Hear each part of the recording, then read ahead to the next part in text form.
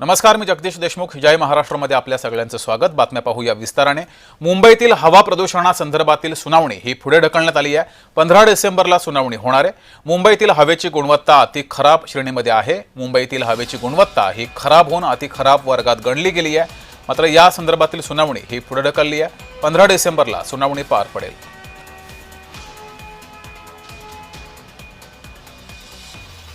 15 डिसेंबरला ही सुनावणी पार पडेल. हवा प्रदूषणासंदर्भातील सुनावणी पुढे ढकलण्यात आली आहे. मात्र मुंबईतील हवा ही अति खराब वर्गात गणली गेली आहे.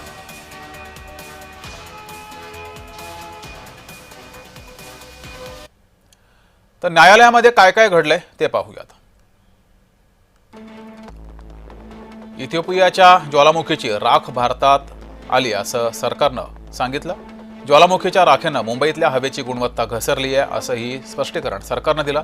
मात्र राज्य सरकारचा दावा न्यायालयानं अमान्य केलाय. ज्वालामुखीच्या राखेचं कारण देऊ नका असं न्यायालयानं म्हटलंय. हवेचा दर्जा सुधारण्यासाठी काय करताय ते सांगा असंही न्यायालयानं सूचित केलंय. आम्ही शुक्रवारी निकाल देऊ असंही म्हटलंय. तर मुंबईतील हवा ही खराब झालेली आहे. हवा प्रदूषण मोठ्या प्रमाणात मुंबईत वाढलेलं आहे. या सर्व पार्श्वभूमीवर न्यायालयानं राज्य सरकारला फटकारलेलं आहे. आधी मुंबईतील हवा ही शुद्ध कशी होईल यासाठी प्रयत्न करा, मग नंतर बाकी बघू असं म्हटलंय. अधिक माहिती घेऊया. आपल्या प्रतिनिधी ज्योत्स्ना गंगणे आपल्यासोबत जोडल्यात. ज्योत्स्ना, मुंबईतील हवा प्रदूषणाचं मोठं संकट निर्माण झालेलं आहे. काय उपाययोजना आता सरकारकडून केल्या जातील? जगदीश, अगदी बरोबर आहे. आपण बघतोय की गेल्या काही दिवसांपासून जे आहे ते मुंबईतील हवामान म्हणजे AQI एअर क्वालिटी इंडेक्स जो आहे तो अत्यंत घसरलेला आहे. अगदी सामान्य माणूस ज्यावेळेस मुंबईच्या कुठल्याही भागातून जेव्हा प्रवास करत असतो त्यावेळेस हवेतली गुणवत्ता जी आहे ती आपल्याला सहजपणे 24 तासात कधीही लक्षात येते. अतिशय धुळीचे कण जे आहेत ते पसरलेले असतात. अशामध्ये जे आहे ते राज्य सरकार आणि त्याचबरोबर मुंबई महानगरपालिका आणि महाराष्ट्र राज्य प्रदूषण नियंत्रण मंडळाला जे आहे ते आजच्या सुनावणीमध्ये मुंबई हायकोर्टाकडनं जे आहे ते अक्षरशः झापण्यात आलेला आहे. ओरडा जो आहे तो मुंबई हायकोर्टाकडनं जे आहे ते या तिन्ही राज्य सरकार, मुंबई महानगरपालिका आणि महाराष्ट्र राज्य प्रदूषण नियंत्रण मंडळाला जे आहे ते कोर्टाने अक्षरशः ओरडलेलं आहे.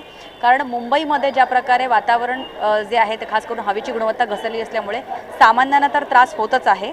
त्याचबरोबर जे आहे ते आजारी पडण्याचं जे प्रमाण आहे ते सुद्धा वाढलेलं आहे. आणि अशातच आज जी आहे ती राज्य सरकारच्या वकिलाने ज्यावेळेस मुंबई हायकोर्टामध्ये स्वतःची बाजू मांडली की इथिओपियामध्ये झालेल्या ज्वालामुखीमुळे जे आहे ते इकडचं प्रदूषण जे आहे ते खराब झालं आहे, वातावरण खराब झालं आहे, अशा प्रकारचं जे आहे ते सांगितलं. मात्र याचा संपूर्ण हे जे राज्य सरकारच्या वकिलाने जे सांगितलं ते न्यायालयाने खोडून काढलेलं आहे. आणि हवेची गुणवत्ता सुधारण्यासाठी राज्य सरकारकडनं काय उपाययोजना केली जाणार आहेत याची मागणी केली असता राज्य सरकारकडनं जे आहे ते सांगण्यात आलेलं आहे की येत्या 3 दिवसांमध्ये म्हणजे शनिवार, रविवार आणि सोमवारी जे आहे मुंबईमध्ये एक मेगा ड्राईव्ह क्लिनिंग जे आहे ते सुरू ठेवण्यात येणार आहे. त्या मेगा ड्राईव्ह क्लिनिंगमध्ये ज्या ज्या रस्त्यांवरती खास करून खूप मोठ्या प्रमाणात कन्स्ट्रक्शनचं काम चालू असेल किंवा खोदकाम चालू असेल, रस्ते सुधारण्याचं, रस्ते बांधकामाचं काम चालू असेल, त्या ठिकाणी जे आहे ते काही प्रमाणात बांधकाम जे आहेत किंवा रस्ते खोदकामाचं काम जे आहे ते काही प्रमाणात थांबवलं जाणार आहे. त्याचबरोबर जिथे रस्ते किंवा हवेची गुणवत्ता जास्त खराब झालेली असेल तिथे पाणीसुद्धा जे आहे ते रस्त्यांवरती आणि